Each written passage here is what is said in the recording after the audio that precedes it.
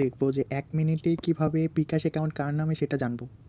মাত্র 1 মিনিটে আপনাদেরকে সেটা দেখিয়ে দেবো। ওকে, আমার সাথে থাকুন।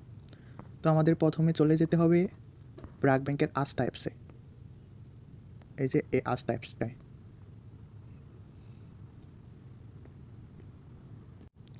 তো আস্থা অ্যাপসে যাদের ব্র্যাক ব্যাংকে অ্যাকাউন্ট আছে তারা প্রথমে সেখানে আপনার ইউজার নেম পাসওয়ার্ড দিয়ে, এই যে ইউজার নেম আপনারটা আপনি দেবেন, পাসওয়ার্ড দিয়ে তারপরে লগ ইন করে নেবেন। ওকে, তো আমি সেটা এখন করে নিচ্ছি।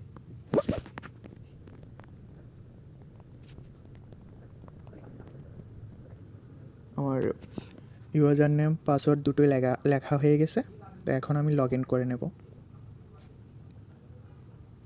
এই যে লগ ইন করে নেব।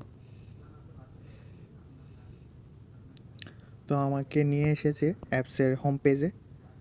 এখান থেকে আমি প্রথমে বিকাশ পেতে যাব। বিকাশ পে, এই যে বিকাশ পে।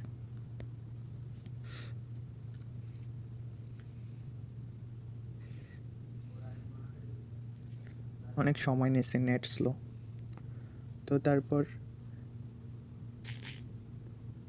এটাও না, এটা, এই যে এটাতে ক্লিক করতে হবে প্রথমে।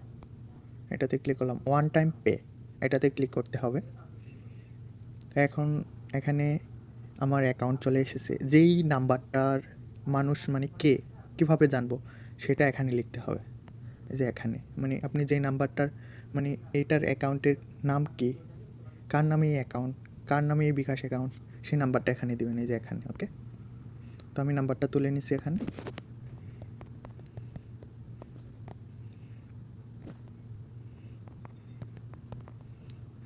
হ্যাঁ, এই যে এন্টার ট্রান্সফার অ্যামাউন্টে টাচ করলেই অটোমেটিকলি নামটা চলে আসবে এখানে।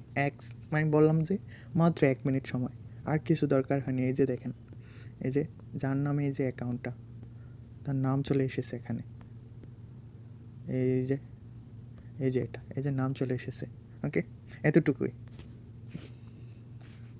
এমন আরও অনেক সহজ সমাধানের ভিডিও পেতে চাইলে আজহার স্মার্ট টিপসকে সাবস্ক্রাইব করুন। আর ভিডিওটি ভালো লাগলে লাইক কমেন্ট করে শেয়ার করে দিবেন আপনার বন্ধুদেরকেও। ধন্যবাদ।